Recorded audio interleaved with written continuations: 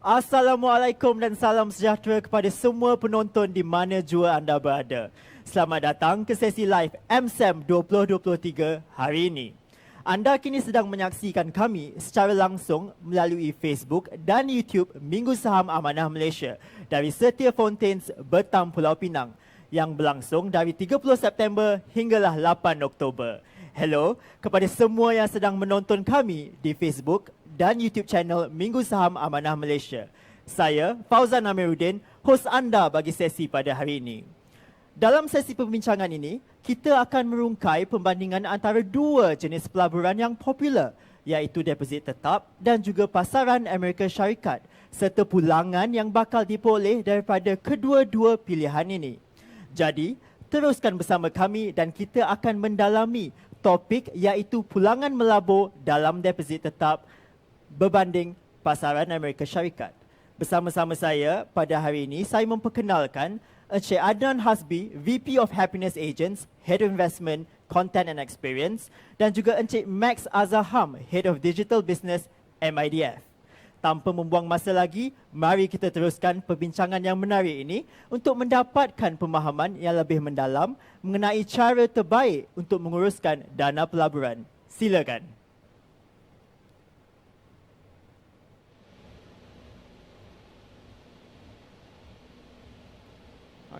Hi Max, how are you? Good, thanks Adnan. How are you? Good, Alhamdulillah. How is Penang so far? Oh, let me tell you the story. Hari itu, I pergi pasar tau. I beli setakat ayam, ikan, sayur, and it was so expensive. I think kalau tak silap, over RM100. Apa masalah dia? I rasa sekarang ni kalau kita tengok zaman inflasi, so kebanyakan barang semua naik kos kan. So what it is impaknya adalah daripada purchasing power. Kita tak boleh beli banyak barang. Atau I think contoh yang paling mudah, zaman kita budak-budak lah, kanak-kanak. Do you remember time masa roti canai was about 50 cents? Ingat lagi, tak lama dah, tapi ingat lagi. Tapi urban legend has it lah, during our parents' time, roti canai 5 sen pun ada. Betul. Ya. Tapi sekarang ni, kalau nak beli roti canai, I think RM1.50 pun mungkin tak lepas kot. So, our purchasing power is just getting from bad to worse lah. That's what I think. Ya. Masalah ni kita semua we have to face kan? Betul. Jadi macam mana nak selesaikan masalah ini? Yeah, actually I was also thinking about it. And I think one of the best ways is to start menguruskan wang, right? So I think in this slide over here, let's see now. Okay, we can see that tiap-tiap bulan lah, what we can do is 50% untuk keperluan, 30% untuk kehendak dan 20% untuk menyimpankan wang. So the perumpamaan or the analogy over here is imagine a messy cupboard kan. Kalau cupboard kita too messy, I'm sure there are days lah you want to find your shorts missing kan, atau tie pun missing kan. Betul ya. Disorganized kan? Disorganized. So the day when we sort our cupboard up, right, you can actually start seeing things, you know. You can actually start seeing things and you can start saving, right? So like our finances also, once you start organizing our finances, it's easy for us to find things and to start saving our money. Jadi kena mengaturkan kewangan. Betul. And cara yang paling popular sekarang ni adalah 50% untuk keperluan, 30% untuk kehendak dan 20% untuk menyimpankan wang. That's a good way ya. Jadi macam mana nak buatkan laporan yang pertama? Okay, so over here dalam slide kita, we can see lah, right? I think one of the best ways is lepas kita simpankan wang kan, for us to beat inflation, one of the most popular way amongst us Malaysians adalah letak wang dalam bank sahaja. So kalau kita tengok dalam carta ni kan, kalau kita letak bank dalam fixed deposit dalam 30 tahun, that money will become 147,000, right? Tetapi kalau kita melabur dalam saham, right, the same amount of money, the same amount of money. Tapi kalau kita letak duit dalam saham, 14%, pulangan kita sebanyak 800,000. So it's such a big thing, compounding interest. So that's one of the best ways of doing things lah. So if I follow this properly, yang penting tu labur awal. Betul. Labur awal dengan selalu konsisten. Tak berapa kisah, berapa banyak kan. At Tak least kisah. start dengan kecil. Because yang So sanggup. dia macam exercise lah kan. Masa lepas COVID kan, kalau nak workout tu memang susah. So I still remembered nak jalan tu agak susah. But as days and weeks went on, I started to improve more and more and more. And that's how we should do our finances too. Over time, kita memperbaiki our efforts and put more money lah into our investments. Okay. Ada yang ideas macam mana nak carikan wang lebih untuk digunakan untuk berlabur? Yeah, that's a bukan very good untuk, question. So I think one of the best ways lah adalah letak wang kita dalam saham Amerika. Okay, di sini kita boleh lihat lah dalam jangka masa 12 tahun. We can see that Nasdaq tu kan, tengok 500% Nasdaq kan. So I think that's one of the best ways of doing things. And between you and me lah, I think one of the easiest way of doing things, use MIDF Invest. Kita setakat ambil phone, kita pergi kat Google Play or our Apple Store, kita type MIDF Invest, lepas tu kita muat turun the app. I think one of the problems yang I find when talking to friends kan, nak labur dalam saham company di Malaysia, ada familiarity, tapi nak invest in US stocks kan, macam mana nak buat? How do we find out what to do? Okay, so I think one of the best ways is this over here. Kita selalu tengok, I think one of the we have to use maybe a common sense approach lah kan. We have to remember that setiap kali kita beli saham, kita beli stake or kita beli share dalam sebuah syarikat. And when you invest in a very good company, this is where you will make good money lah. Kalau kita tengok macam dekat slide dekat sini kan, Apple dalam setahun 42%. And then so on and so forth lah. So I mean that's the amazing thing about investing. So even though inflation 10-15%, tapi kalau kita melabur dalam Apple, not only you beat the inflation but you build wealth. Okay. Yang penting tu labur yang sanggup dan kena tunggu juga, jangan tergelisah Consistent kan. lah. Stock market, especially US stock market kan, Betul. naik cepat, turun pun cepat. Tapi Betul. kalau sanggup tunggu, jangan labur terlalu banyak. On the long term, I think you win kan. Betul. And I think one of the big things lah sekarang ni is like ramai duk tunggu. Say, is this a good time? Is this not a good time? Is this a good time? Is this not a good time? So it's just like working out lah kan. You know, the best time to start working out is right now, or the best time to start investing is right now. So to the audience out there, the best time to start investing in MIDF Invest is right now. Lepas this program, pergi dekat App Store and just type MIDF Invest. Dari situ, you can start your investment journey. Actually, when I look at this slide kan, I'm familiar with this slide because I ada biasa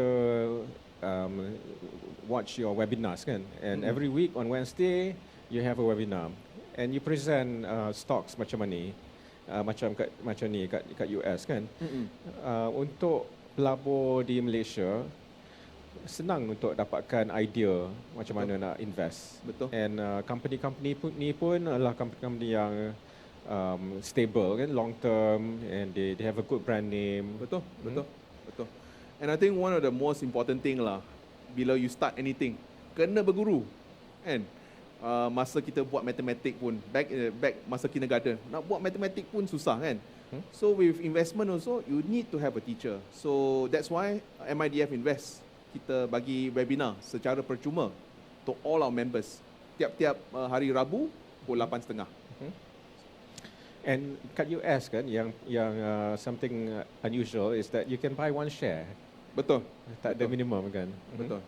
So dekat US, not like certain exchanges lah. I think KLCI you have to buy at least 100 shares kan. Tapi dekat US you can buy one share, right? And the best thing is you will thank yourself once you start investing today kan. 30 or 40 years down the road. And I still remembered masa COVID kan. A lot of my friends, you know, they had problems with, you know, at that point in time, a lot of people were losing jobs. And I still remembered, even I was impacted kan. Tapi I was so thankful I started investing when I was 20. You know, that was one of the best decisions I made. I had less financial stress compared to my friends that did not invest lah. So to those out there lah yang tengah dok fikir nak invest, you know, you're worried about financial security, please start investing. I think that's one of the best takeaway from our chat lah, Max, today. And what we're saying is invest in US stocks. It doesn't mean you don't have to invest in Malaysia stocks kan. Malaysia stocks pun Betul. Continue investing, and maybe kita ada benefit because we invested dalam PNB, ASN kan. Even EPF for some of us. So it's for many people they don't have any exposure to US stocks. Yang tu yang pelik kan. And when I worked at US kan long time ago, I hear about stories yang people they invest awal dalam company macam Amazon 20 years ago kan. And just from investing in one or two companies like that, they have their retirement plan. Betul. It's that lucky because I guess in US the market is so big kan. Betul. So some of these companies they appreciate amazing macam Apple kan. Yeah. So I think like during the iPhone launch, I like to share this story lah. The day iPhone launch, kalau kita ambil duit tu, as opposed to buying an iPhone for 5,000 ringgit, kita letak duit dalam saham, right? And we just let the money sit the day when they first launched the iPhone, right? That 5,000 would be close to about 800 or 900,000 already today in today's standards. So that's the power of investing, right? Investing will allow you to be a shareholder, and when you have a very good share, that will allow you to benefit lah from it. Jadi invest yang sanggup dan juga kena sanggup sabar. Betul. Cuma time macam ni susah juga nak sabar. Cuma that's the thing. That's why we have a once a week webinar. If you come for a once a week webinar, at least you have a teacher who will tell you, all right guys, calm down. Market's a bit choppy, but always stay invested. When you have a teacher, you know, your chances of success is much higher. Okay. That's great. I think that's very good advice kan. Those are the ways we can solve yang problem inflation. Betul. Yang kita semua we all face this challenge with inflation. Betul. Yeah. I think for MIDF Invest, kalau I can talk about it sekejap, one of the things we always talk about is that we try to make the app affordable and accessible to everybody kan. Betul. And what we mean by that, affordable, yang fee pun yang murah, serendah $1.99 kan. Yes. Relatively tu dia murah lah compared to competitors. Betul. And accessible tu tak ada minimum deposit. So kalau sanggup nak labur RM200 pun boleh. Betul. Actually RM200 tu kalau if you think about what you were saying earlier kan, we can easily spend that makan, beli musangking ke, beli Levi jeans pun dah RM200 lah kan. So boleh beli saham ETF macam syariah ETF. Betul. Syariah ETF tu SPUS for example kan, dia buat $30. So RM200 pun boleh labur dalam MIDF Invest kan. And I think the best thing is sekarang ni MIDF Invest have free trades, especially for those that sign up today. So anyone that wants to sign up, please do so.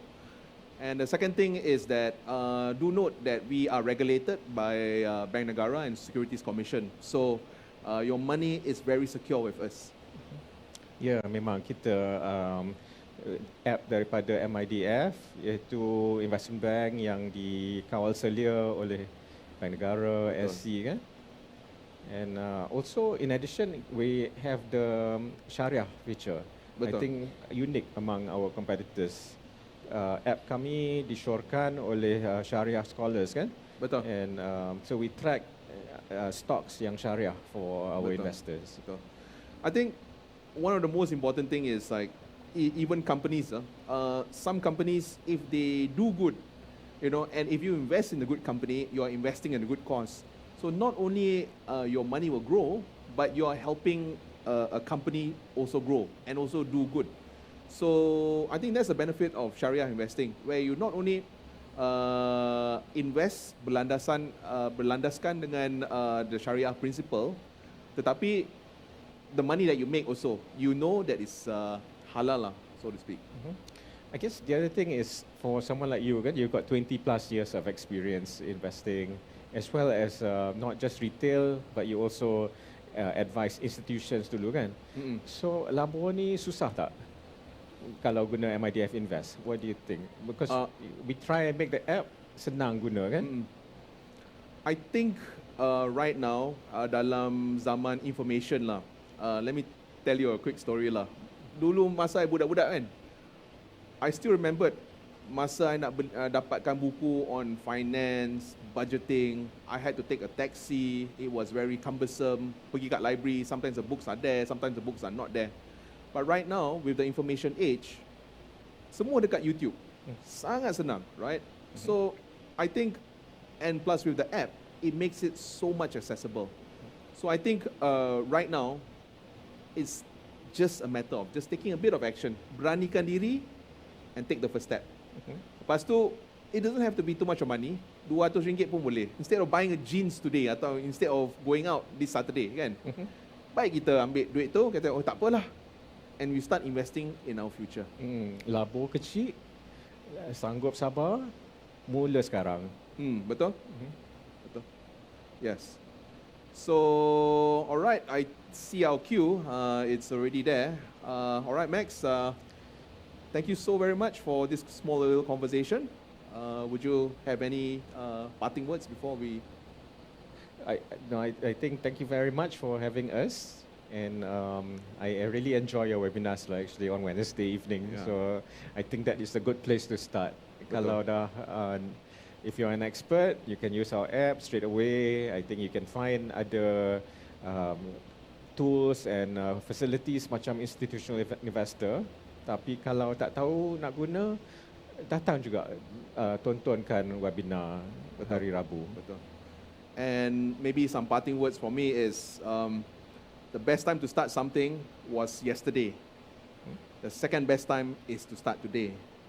So we made it so much easier.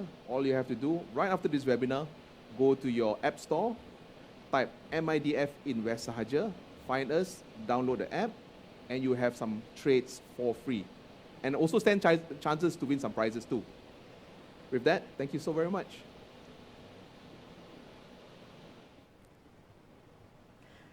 Terima kasih Encik Max Azaham dan Encik Adnan Hasbi atas perkongsian yang berharga hari ini.